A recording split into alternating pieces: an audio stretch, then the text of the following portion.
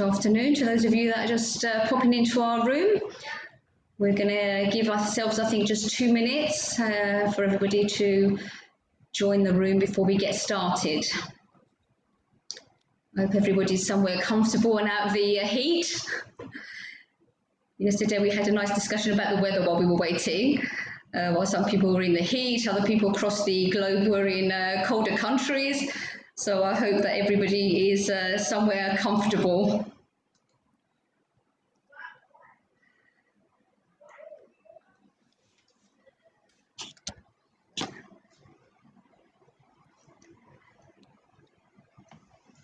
Okay, let's give it just a minute longer.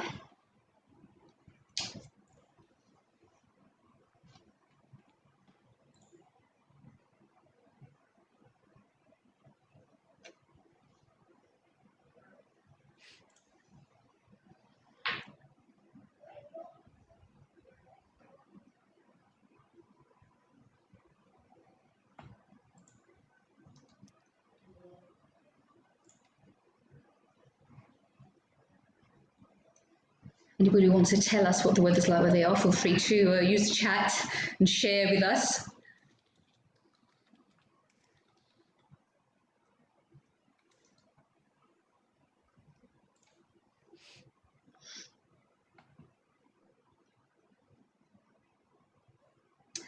Okay, I think we've got quite a few of you in our room now, so I think we're ready to make a start. A very good afternoon and welcome to today's webinar. It's a great pleasure to have you with us today for this, which is actually our 6th topic in our current series of webinars, where of course we've been looking at the various aspects of well-being. Those of you that have joined us before will know that we've already covered and heard from some of our specialists on topics surrounding our physical well-being, including setting our fitness goals, good nutrition. We've also had the opportunity to look at how to alleviate some of the stress from our lives by doing correct financial planning and looking at our personal budgeting. And yesterday we began to look at some topics that are around our emotional and social well-being, starting yesterday with work-home balance. And today, of course, we're staying along the social and emotional to be looking a little bit at optimism and maybe take away some variations of how we can look at things. And next week, next Wednesday actually, if I'm not mistaken, we will have our last in our series where we'll be looking at our relationships with our adolescents. So anybody with teenagers, please join us. I will be first in line myself for that one, so I hope to see you there.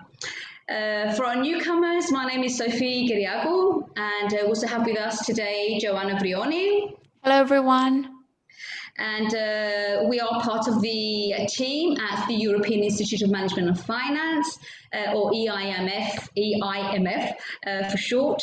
As most people will actually know us as the EIMF. Of course, we are actually a training provider. We offer professional training, qualifications in many areas that help us as professionals, that give us skills, know-how. So whether this be in the financial services sector, where we have a very strong specialization, or in management, in our soft skills, knowing how to deal with our teams, communication, and many others, we're here to assist you. We also do qualification courses, whether again this be in accounting and various other topics. All our courses are delivered in either classrooms, which of course we've been away from, but we hope to get back to very soon. We have live online with our trainers, so you're live online. And of course we have e-learning for those that perhaps prefer to study on their own, in their own pace. Those of you that do know us will of course know that we're kind of dedicated to learning. We offer even just advice, so give us a call. We speak to professionals that want to know what to do, school leavers that may want to be advised on the next steps, and for sure the graduates who return and sometimes they're trying to find their way and want to do some extra learning or extra qualifications. So before we move on to look at what we're going to do today, just to mention to you, because we like you to have questions and we want to address your questions, please feel free at any moment to put your question either in the chat, either in the Q&A, or you can also use the hand raise and we will see you and unmute you basically, so you can ask your question out loud. It's completely up to you. And we will address either as we go along, or for sure we will come back to the questions at the end to address everything that comes up during the presentation. So, of course, today we are here to look at our topic. Our title today, of course, is a practical approach to optimism for well-being. And it's our pleasure to introduce today's presenter, who is Lefki Angeli. Lefki is an emotional intelligence practitioner, advising and coaching in all areas involving behavior of people. She has over 20 years of working experience, but now dedicates her time to designing and delivering learning initiatives and helping people with their own personal or professional development. And she works with working professionals, with parents, and even with schools, and helping some of our younger friends deal with their own emotional or other issues.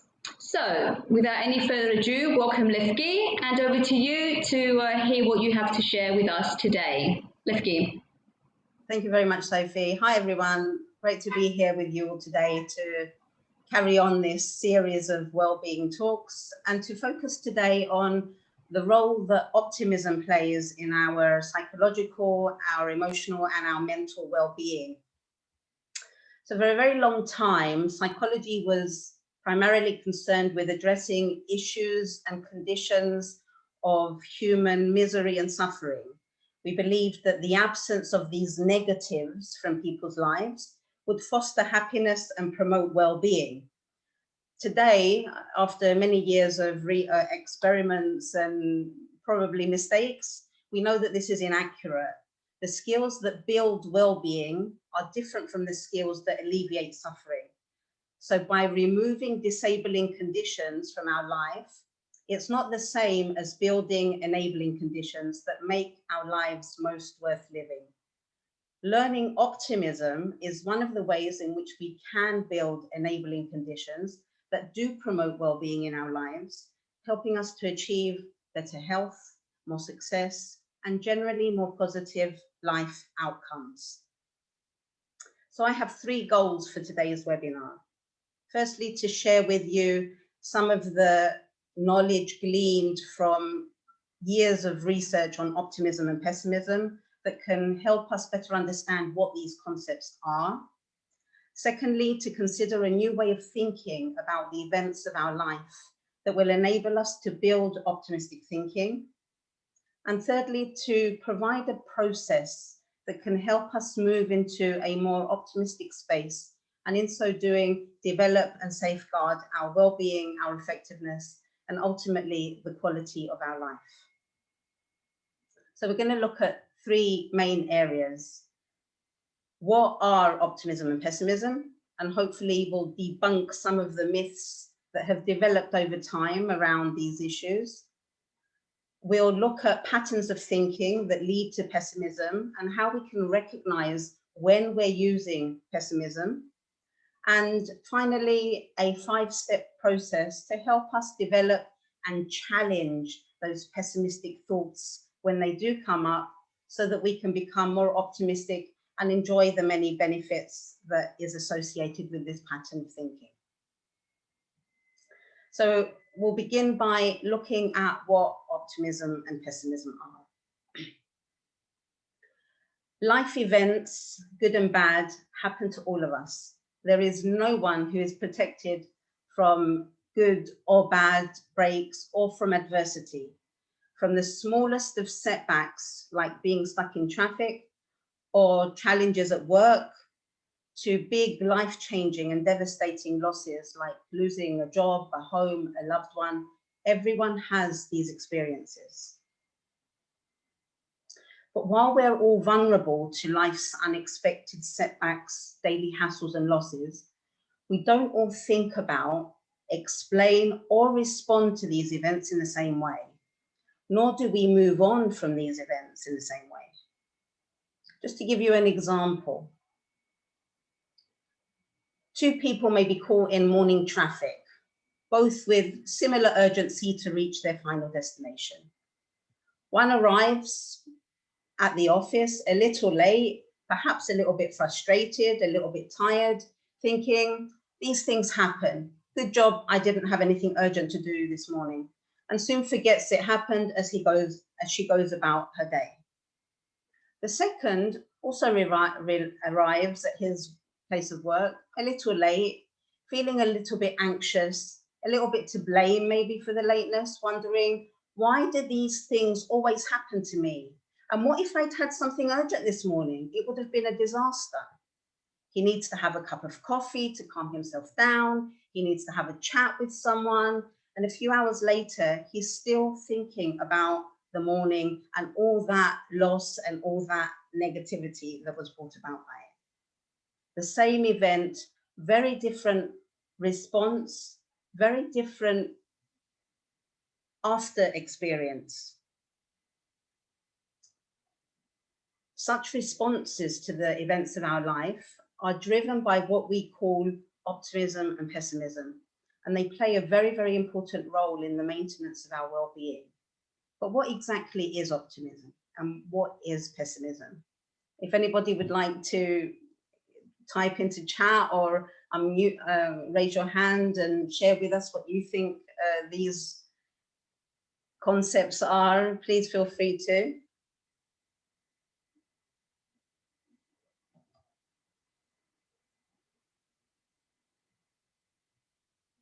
Anything, or shall I go on? I think they prefer to hear from the expert. When we think about optimism and pessimism, we tend to think about positive and negative patterns of thinking. And actually, one of the most common responses I get to the question, what is optimism, is seeing the glass half full. Sorry. Or we think about optimism as seeing the best in every situation, looking for silver linings, or not allowing ourselves to see things negatively or to fall into negative emotions. And similarly, when we think about pessimism, we think about the glass being half empty, and people who are followed by grey clouds and who only see the negative in every situation, who aren't able to see any good or any positive. And in fact, these descriptions, they're very, very widespread. And I think all of us have, to some degree, been influenced by things that we see, things that we read. But they're not actually an accurate account of what optimism and pessimism are. Optimism is not wishful thinking. It's not about wishing that everything were okay and closing my eyes, and if I wish hard enough, then it's going to happen. Optimism is a mindset that acknowledges difficulty in situations, but challenges the thinking about its causes and its effects.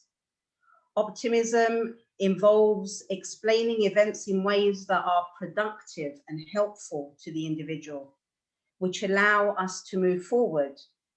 And optimism creates positive conditions for us and for those around us.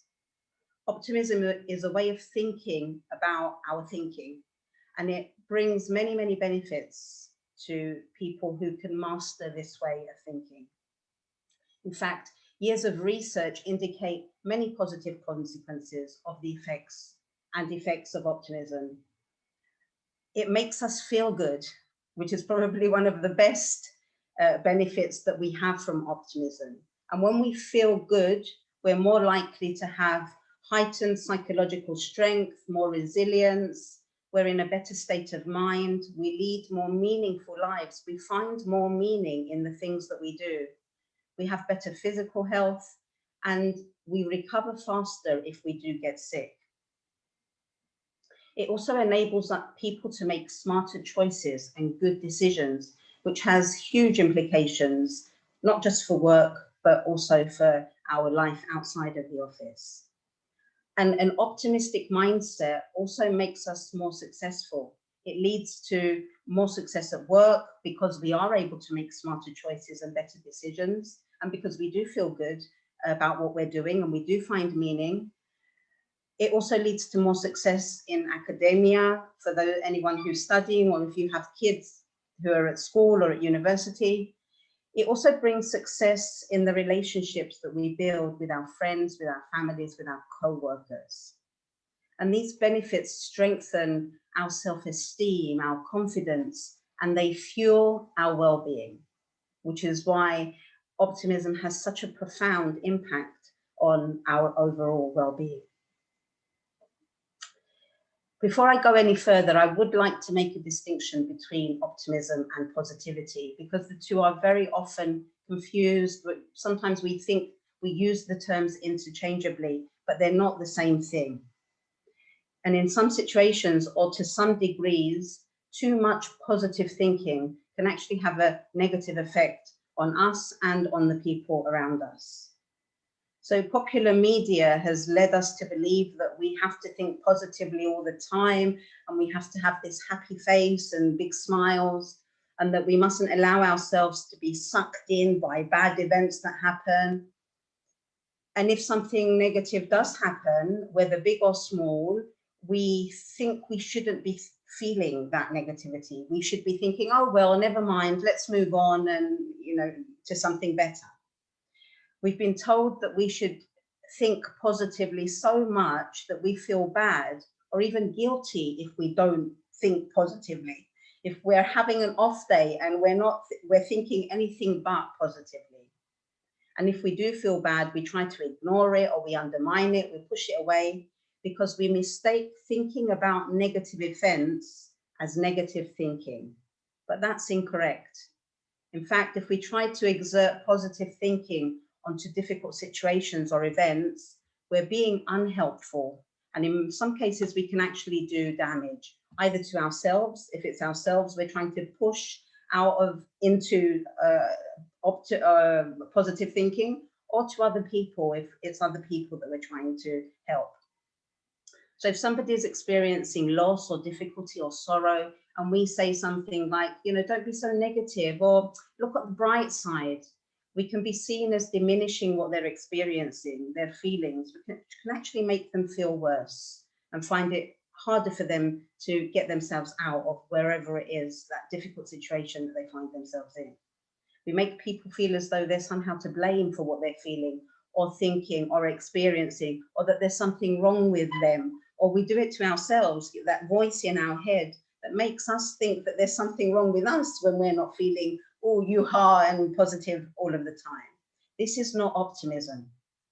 This is a damaging effect of too much positivity, and more recently, it's actually been come to known as toxic positivity. Sorry. And it's important to make this distinction and to avoid this toxic positivity. And to do that, we need to be mindful of what we're saying to ourselves in our own heads, and what we're saying to those around us. So expressions of positivity might be things like, you'll get over it. Failure's not an option. It could be worse. Think happy thoughts. Always look at the bright side. Don't be so negative. And instead of those types of expressions, those types of communications with people, we would be far better placed to stop and show a bit of compassion and empathy, either to ourselves or to the people that we're communicating with, and acknowledge that it's hard, but I believe in you. It's okay to feel bad sometimes. It can be difficult to see the good in this situation, but we'll make sense of it when we can. Failure, it's part of growth. Things get really tough, but I'm here for you. Sometimes we experience bad things. How can I support you? And remember, we say these things to ourselves, we support ourselves, and we punish ourselves too. But notice how these expressions make you feel versus the previous expressions. They have more compassion, and they fuel us with energy to move forward rather than staying stuck in a negative experience or a negative event. So watch out for the distinction between optimism and positivity. They're not the same. Optimism is not positivity, it's not positive thinking, it's not silver linings and trying to ignore negative events. As I said earlier, it's a mindset or a way of looking at the world, a way of explaining the things that happen to us. But where does it come from? Is it nature? Is it nurture? Our tendency towards one or the other is partially hereditary. To some degree, we have an inborn disposition. And I'm sure that those of you who are parents out there, I'm sure will relate to this. We can see this disposition in children from very, very young age. Research also suggests that it's influenced by our childhood experiences, who our parents were, how warm they were, the financial stability we experienced growing up, and the role models that we had in our life. So we learn from the people that we looked to. So if we had very optimistic parents, it's likely that even if we had a disposition towards pessimism, it would have changed. But probably more important and more encouraging for all of us is that we can learn skills that will affect how we think about and relate to the events that we experience in our lives. And Martin Seligman, who was the pioneer, is a psychologist who was the pioneer in the space of positive psychology, suggests that no matter how strong someone's innate or inherent tendency towards pessimism, it's escapable, and everyone and anyone can learn to be more optimistic. And this isn't achieved by whistling happy tunes or repeating mantras like every day in every way I'm getting better and better. Optimism requires learning a new set of cognitive skills which have been discovered in the labs and in the clinics of leading psychologists and psychiatrists, which have been rigorously validated and that we know work. There's another important finding from the many years of research that we should all remember. It's not the experience of bad events in our lives that cause damaging effects to our general health and well-being. What truly makes or breaks us is how we explain those bad things that happen in our life. And I'm going to say that again. It's not the experience of bad events in life that causes damaging effects to our general health and well-being. What truly makes or breaks us is how we explain these bad things that happen in our life. And this explains why people who experience similar events, they might experience the same event, but they don't all experience the same negative effects of the event. And this has been studied quite extensively, even in the space of stress, where it appears that stress, even a lot of stress, doesn't necessarily negatively impact our health, our performance, or our general life conditions. And in fact, some people who experience very high levels of stress do not experience the damaging effects, because it's not the stress, it's not the adversity, it's not the bad breaks, it's the way we think about it, it's the way we explain it, it's the way we move on that has the greatest impact, not the events themselves. So optimism and pessimism are ways of explaining the things that happen to us. And regardless of any innate tendencies, Seligman's research shows that people who use optimistic explanatory styles to describe why bad events happen experience more positive moods, better physical health, less stress, enhanced performance, and many other benefits compared to those who use a more pessimistic explanatory style. And Seligman believed that this optimistic explanatory style, as he called it, can be learned through heightened self-awareness,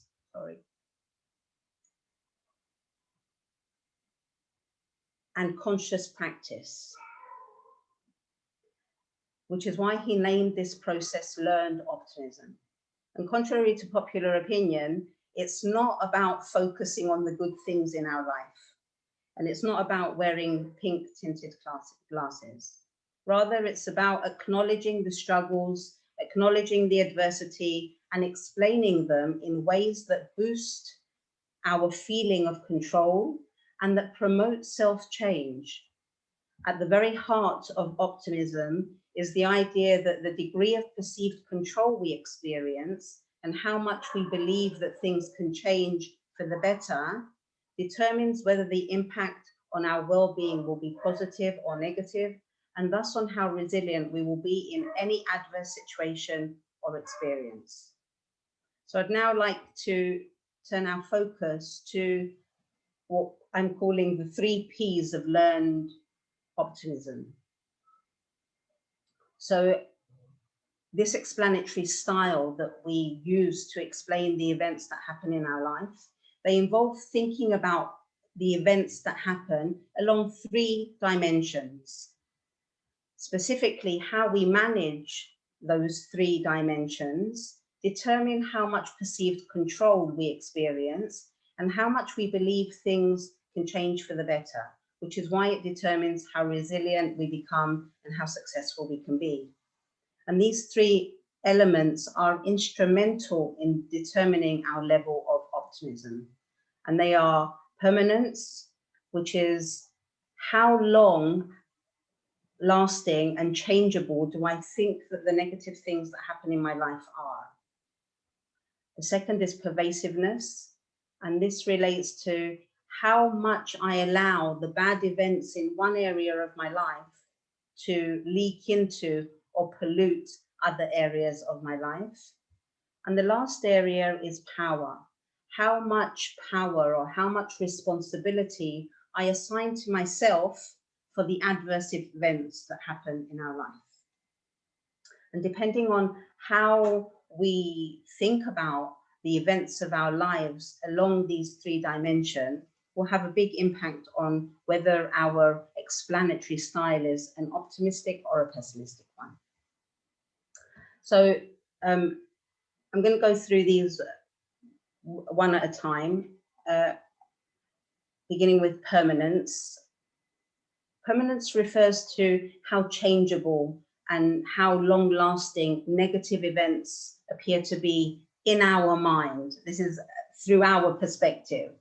So individuals who default to a pessimistic explanatory style view bad events as largely unchangeable, and they find difficulty to see an end in sight.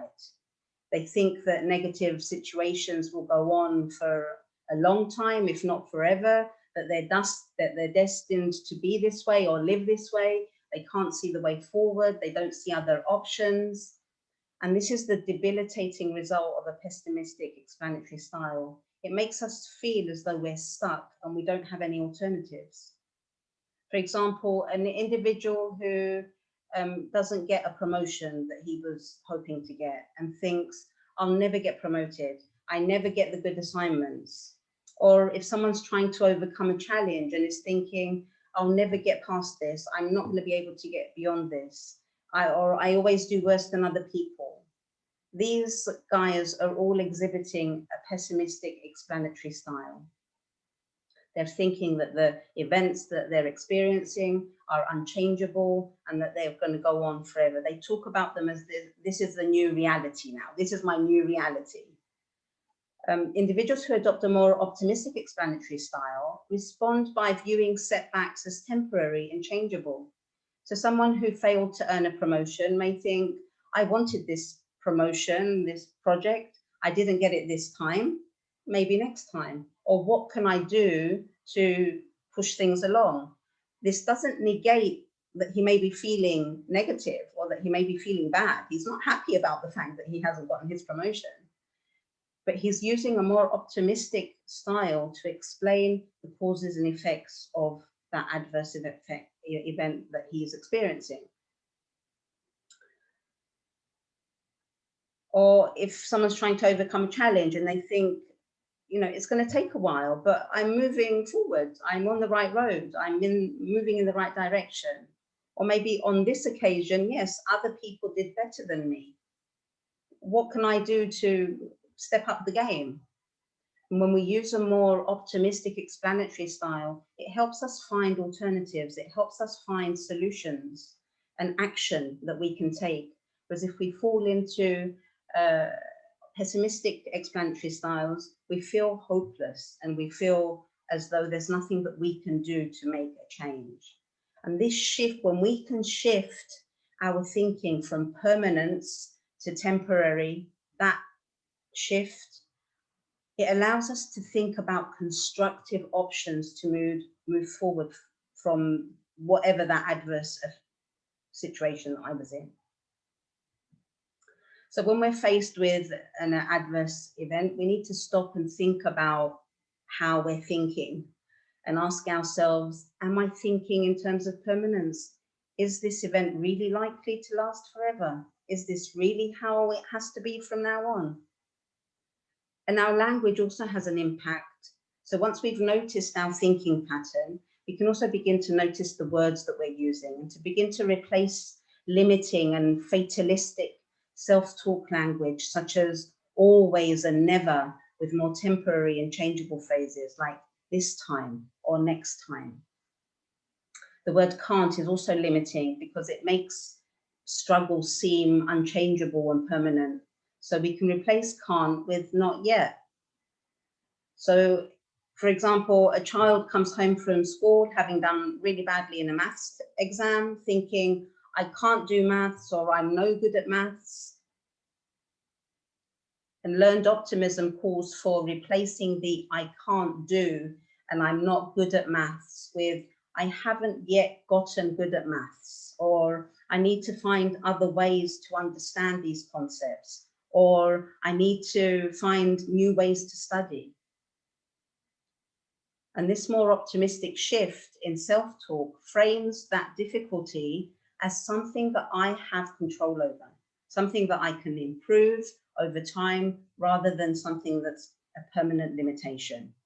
And this has an impact on our success, our self-esteem, and our well-being. If I believe that something cannot change, if I think it will always be this way, I feel bad. I see no way forward. So I don't even bother trying to do something different. I just resign myself to the fact that this is it now. And this affects every aspect of who I am and my life.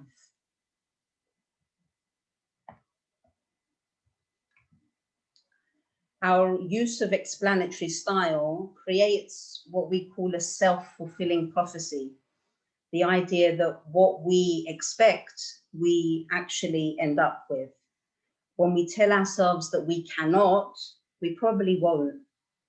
So if we just imagine that I've just failed a maths exam, if I think with a pessimistic explanatory style that I'm no good at maths, this will impact my behavior. So I may quit the course, or I may stop trying, I may stop studying so hard, because why should I even bother? I'm not good at maths, I don't get it, this isn't me.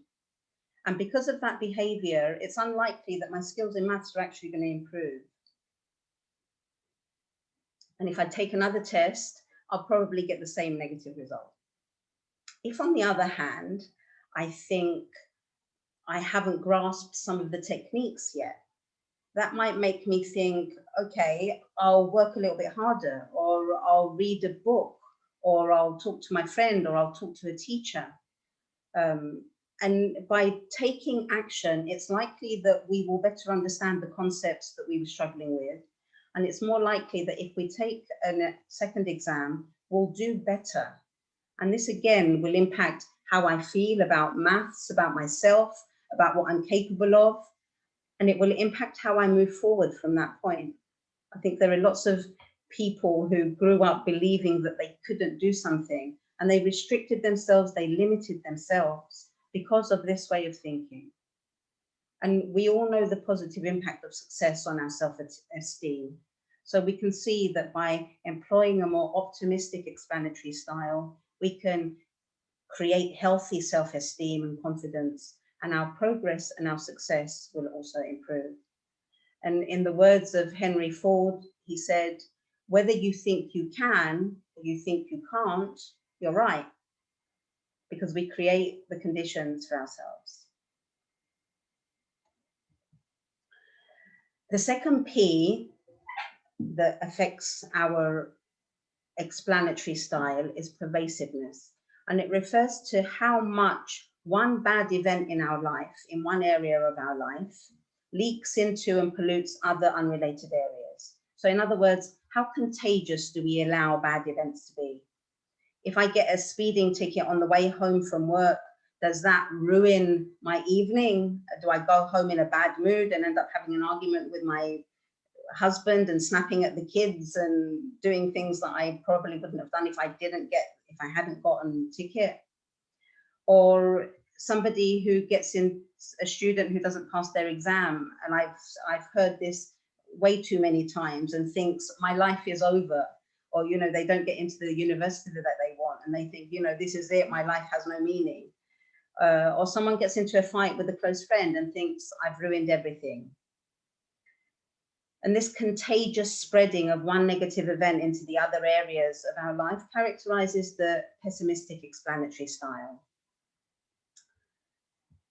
Whereas moving into a more optimistic explanatory style allows us to think more specifically in isolated terms, to quarantine the negative event into a specific element of our life. So the problems affect my studies, but other areas of my life are okay.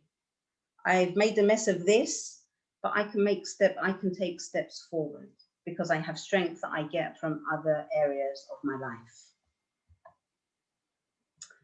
And again, when we move from this P to this I, from the pervasive to the isolated, it helps us strengthen who we are. It helps us focus on the things that we can do, the power that we have, the control that we have in the story of our life. And replacing contagious and catastrophic self-talk can also be helpful if we're trying to shift into more optimistic explanatory style. So things like everything and nothing, and quarantining these self-talk, this kind of self-talk, and thinking more about this thing or this one, and narrowing what I'm experienced to that isolated incident. And I think that if we're all honest, many of us have a tendency to think that something negative that happens in one area of our life affects everything. So we need to be more aware of our thinking. You might be finding yourself feeling quite negative at work, only to find that actually work's going great. It's because I'm having problems in another area of my life that I'm allowing that to spread over here. And if we ask ourselves, does this really affect every aspect of my life? Is this really affecting me here and now? Most times the answer will be no, which allows for a more solutions-focused and a more forward-looking approach to any situation that we may be experiencing. And when we think about the adverse events in our life in terms of permanence and pervasiveness, so if we think that things that happen to us are going to last forever and they affect every aspect of our life, this is when we lose hope. If something's not able to change, and if it's affecting everything that I do, I see no way of getting out, and it leaves me in a very bad place. If we think of things as being temporary and isolated, we begin to build that hope and find ways forward, which further builds the hope, and so on and so forth. And again, this doesn't diminish the adversity, nor does it try to convince us that everything is hunky-dory, but rather it gives us the energy and it gives us some ideas about how to move forward. And people who employ a pessimistic explanatory style, they tend to suffer tremendously in times of pressure and for a long amount of time and across situations. People with a pessimistic explanatory style who have problems at work, for example, they often experience a deterioration in their home life and vice versa. And the pessimistic explanatory style doesn't allow people to recover from setbacks easily. So it takes a long time. The last P that we're trying to move away from is power or personalization. And it refers to how much power or how much responsibility we're assigning to ourselves in any given situation. So sometimes in an adverse situation, we give up all the power, thinking that there's nothing I can do, it's out of my hands, I am a victim, it's all happening to me, and I don't have a place here. And other times we think that somehow we've caused the situation, we're entirely to blame, it's all our fault, we're evil, we're horrible, we're terrible. And there's neither of these two ways of thinking. So thinking there's nothing I can do, or thinking that this is all my fault, they're common traps, but they rarely hold up to scrutiny. If we stop and we ask ourselves, how much power did I actually have in this situation? It can help us move away from that, to consider that, oh, actually, maybe there are some options for me moving forward. Or, yeah, maybe I did cause this, but what can I do to fix it now? And again, it allows us to think about solutions, and it allows us to move forward away from the P and into the E, which is effort. Understanding that with effort on my part, I can make a difference to any situation that I find myself in right now. So when we're faced with adversity, we lose our self-esteem, and that's actually when we need it the most. And separating the performance from the performer by replacing I suck with my performance sucks is one way to help us move away from this. So somebody loses an important client at work and thinks, everything was against me, there was nothing I can do, it would have happened to anyone. Instead can think, it was a difficult situation, there was a lot of external circumstances that weren't against me, but what was my role? Where was my responsibility? What could I have done a little bit differently? And again, this gives us a way forward. If I'm solely to blame, or if I'm powerless, then it leaves me very little room for corrective measures, and it leaves us feeling depleted of energy and esteem. And again, that's not where we want to be if we want to be building optimism. So we want to move away from these 3 Ps into time. So instead of thinking about the events, the adverse events of our life as permanent, pervasive, and I have soul or no power, we can reframe our thinking to think about time, that things are temporary, they're isolated, and with effort on my part, I can make changes. And this is an important part of the mindset of people who experience high levels of well-being. As Brian Tracy said, the predominant quality of successful people is optimism. Your level of optimism is the very best predictor of how happy, healthy, wealthy, and long-lived you will be. And learned optimism can also assist us to help other people, the people that we serve. It's not only about our well-being, it can also be a very powerful lens-changing tool to assist us as team leaders, as partners to our spouses, as parents to our children. We can use learned optimism techniques to improve the overall well-being of everyone around us. At work, for example, if someone responds to an error with, I always screw up, or as parents, if our kids come home and say, oh, you know, I'm useless, or I'm useless at school, or I'm useless at English, or whatever it is that they think they're useless at. Or our partners sometimes may be thinking, why am I so stupid?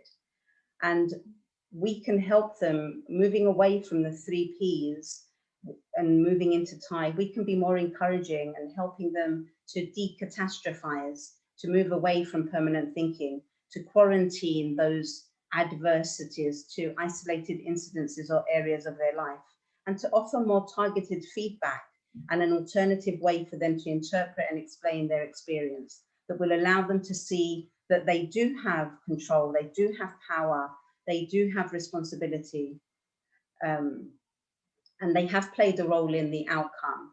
Maybe not entirely, but they have played a role. And remember, it's not about saying think positively, or it's not as bad as you think, or trying to underplay the negative event. It's about thinking and saying something like, you just haven't figured out this element yet, keep working at it. Or your grades are good, you need to spend a bit more time on maths or English. Or you're not at all stupid, you just made a poor choice in this situation.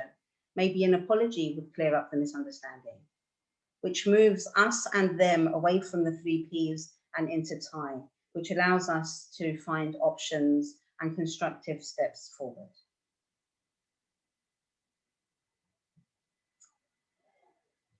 So it's very important that we shift our thinking away from the 3 Ps and into Thai, thinking along the lines of Thai rather than the 3 Ps.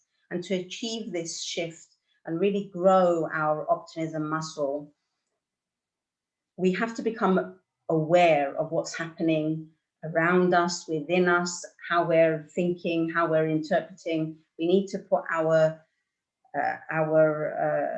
self-magnifying glass on and really think about what's going on with us.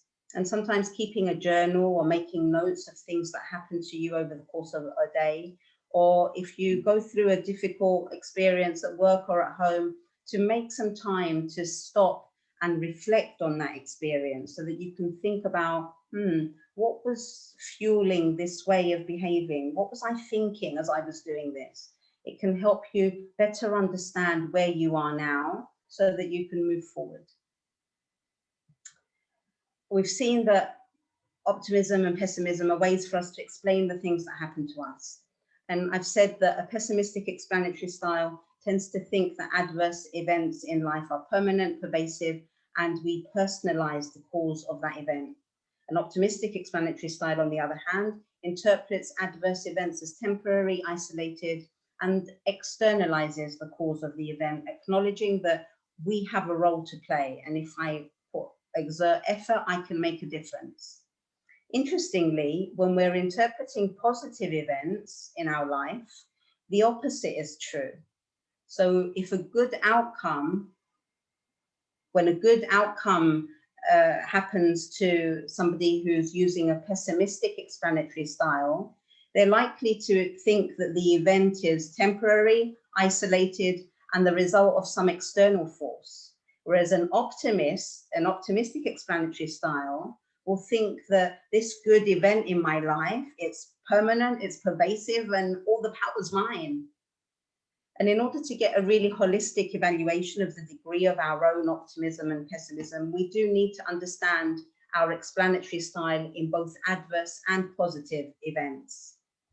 But recognizing our style in the adverse events and trying to shift that mindset in this area is a very, very good first step. And it's likely to yield a significant impact on our life, which is why I've only focused this short webinar on explaining on the explanation style of adverse events.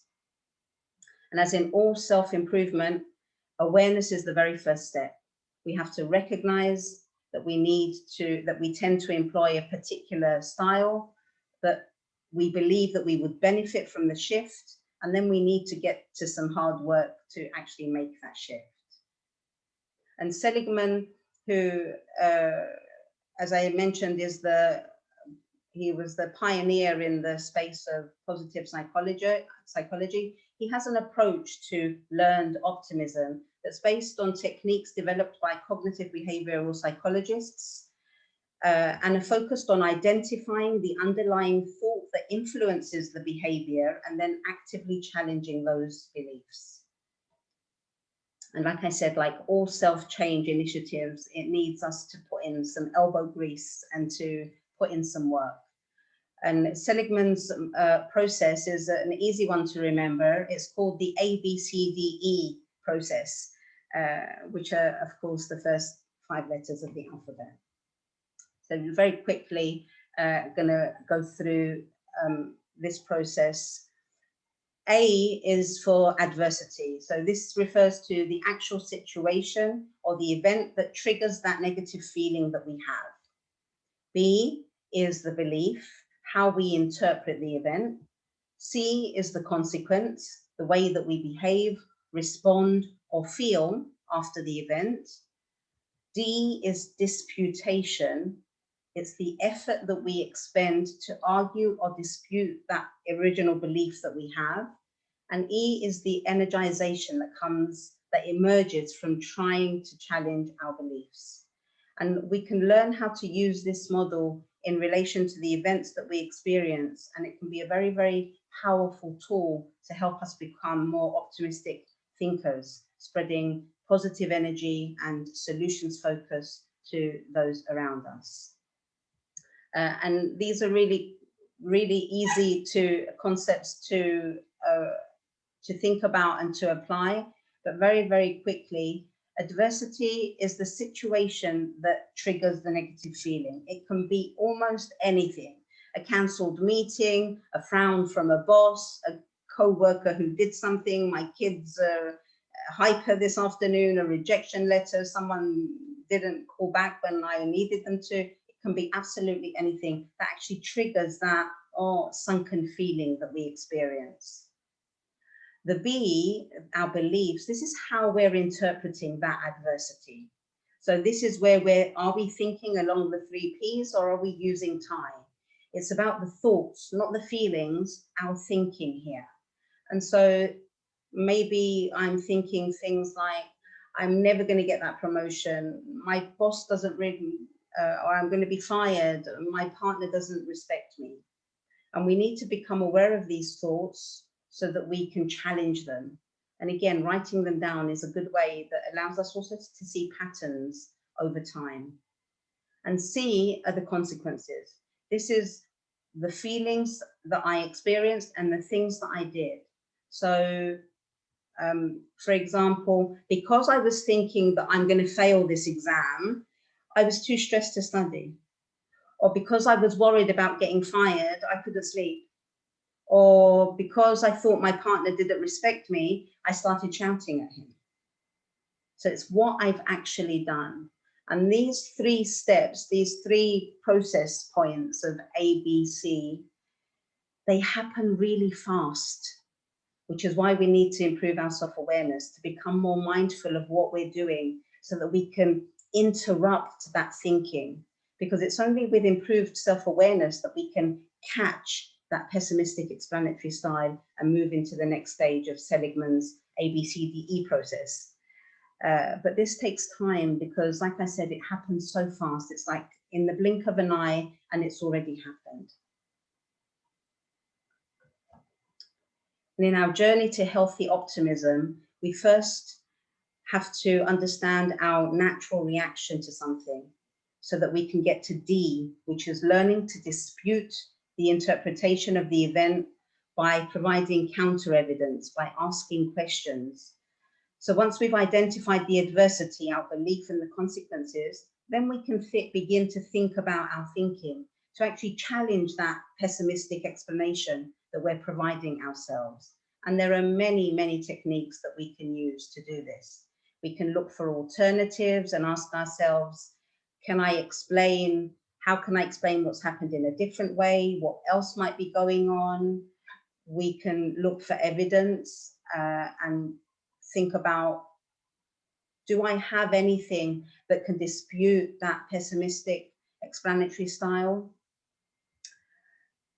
Or to get us to think about the implications. So, okay, so even if it is as I'm thinking, even if it is as I'm imagining and interpreting, what's the worst that can happen?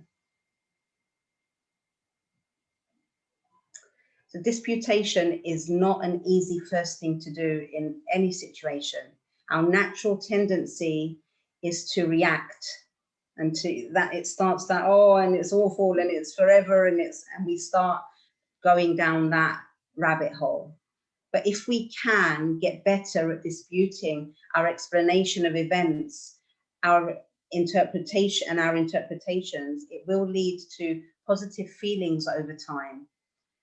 And the result of which is the E of this process, which is energization, less time and energy being spent on negative feelings that we actually produce ourselves.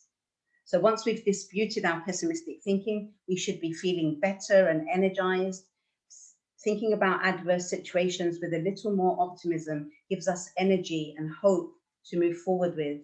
Remember, when we think of adverse events and circumstances as permanent and pervasive, we lose hope. So once we feel this energy, we should actively celebrate those positive feelings as a sense of accomplishment that comes from successful disputation of those negative beliefs, to consciously think about what we've achieved, to shift our thinking and acknowledge our new way of thinking.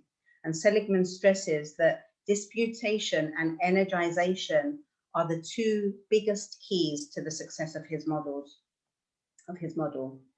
And during this time, to mindfully, purposefully, intentionally think about the positive feelings, behaviors, and actions that could or do follow from having a more optimistic outlook.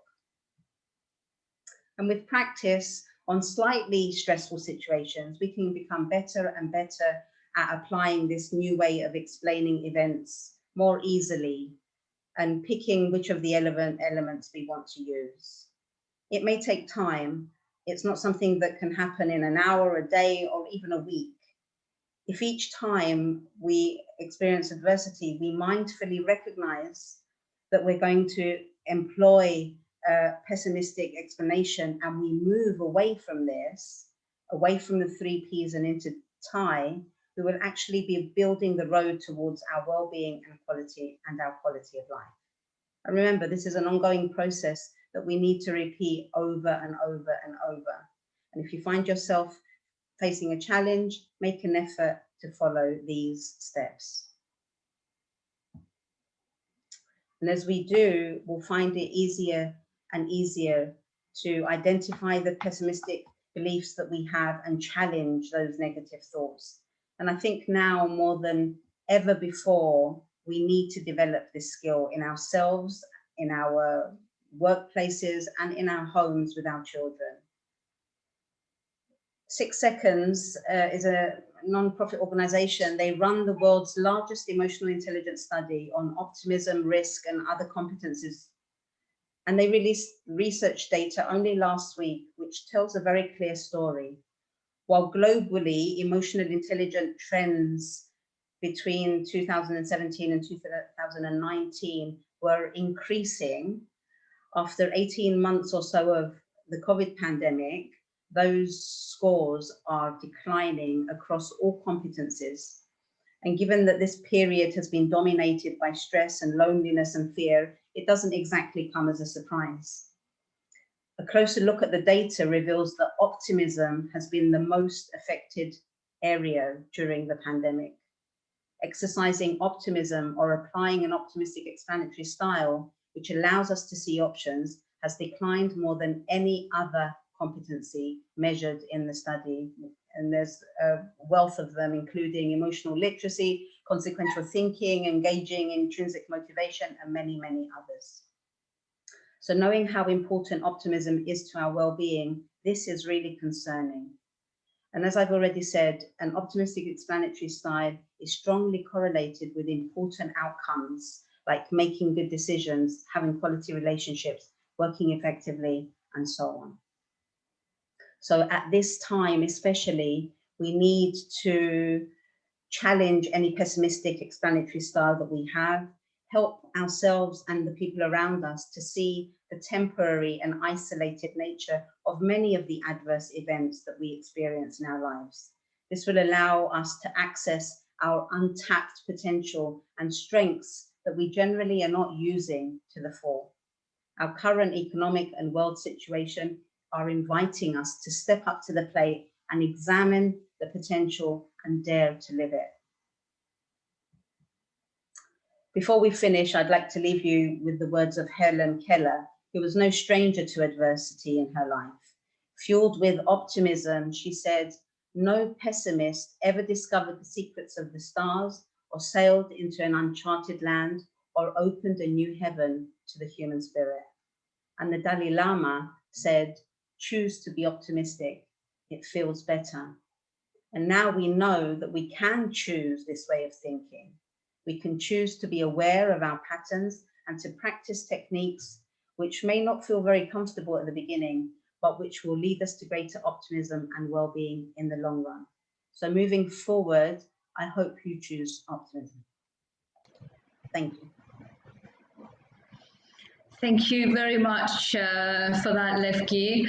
I think some very interesting and hopefully some things that people will be able to leave here and actually try.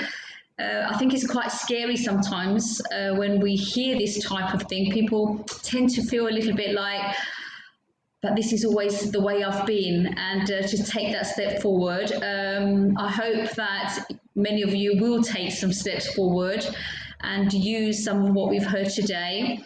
I will agree that some of these pointers, it would be lovely to actually start learning them from young ages, so that adults don't find it so daunting. And some of the things sometimes when we discuss about schools and what we should teach in schools, these are often things that many people believe should be taught in our schools. I could just say, Sophie, just a second, the ABCDE process is actually, it's used very, very effectively with children and with adults. So you can feel free to go through this process with your children as well. Well, there you go, guys. That's very good to know. Thank you very much for that. I'd like to just mention, because a couple of people were expressing their thanks for what we've heard today. Just so to let you know that tomorrow we will be sharing the presentation with you. So the pointers as they were highlighted by Levki, you will have them so you can use them as a reminder. Yes, they are big steps sometimes, but I think, as Levki said, by making a start, by knowing it takes time, none of us can change overnight.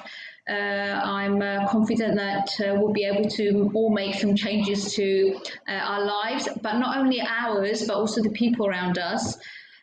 Because sometimes I'm sure people here, and certainly yesterday when we discussed our other topic, people were relating to things that were either about themselves or their loved ones. So people can share those. Before we finish the last few sessions, I've ended the session with highlighting a couple of things. There was a lot in today's takeaway. But I will say a couple of things, and one thing that actually came as an expansion, if you like, I think from yesterday, is to think about the words that we use, whether we're using them for somebody else because we're trying to condole someone, or whether whatever it is we're trying to do with somebody, or whether it's because we're using them for ourselves. And Levki again today mentioned that, so to think about the words and the language that we use to do that. The other thing that I noted here was, of course, to do with by using this type of explanation, it shows us there are options, and we don't have that wall. And we often see this with people, that they're frustrated and they see no light. And I think by listening to some of the things that were highlighted today by Levki, it's very important that by using this type of thinking, we have options, so we can then find solutions and move on from whatever it is, however big, however small our issue or that of our loved one is. So if we don't have any other questions, I would like, first of all, to say a big thank you to everybody who joined us today. We hope very much that you found it both interesting and you found things that you will take away. A huge thank you, of course, to Levki and Geli for joining us, for sharing your insights with us. And I hope very much to see all of you again soon. A very good evening. Thank you, everyone. Bye. Bye-bye. Bye, everyone.